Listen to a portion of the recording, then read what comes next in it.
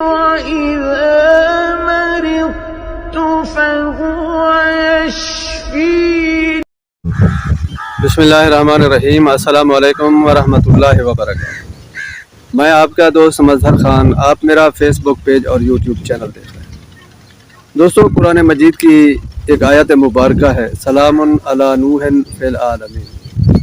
اگر کوئی شخص رات کو اس آیت مبارکہ کو پڑھ لے تو اللہ تعالیٰ اس کو تمام موذی چیزوں سے محفوظ کر لیتے ہیں، یعنی سانپ اور بچھو ان کو کوئی نقصان نہیں پہنچا سکتے۔ اگر وہ سانپ یا بچھو اس شخص کو ڈس بھی لیں تو اس کا اثر نہیں ہوگا۔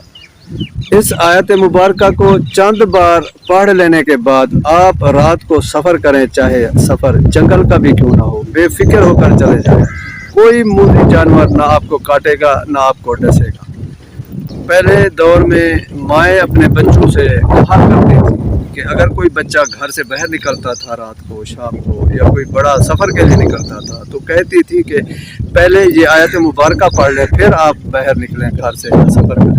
تو وہ لوگ پہلے یہ آیت مبارکہ چند بار پڑھ لیتے تھے، پھر سفر پر نکلتے تھے یا گھر سے باہر نکلتے تھے، تو کوئی موذی چیز ان کو نقصان نہیں پہنچاتی تھی۔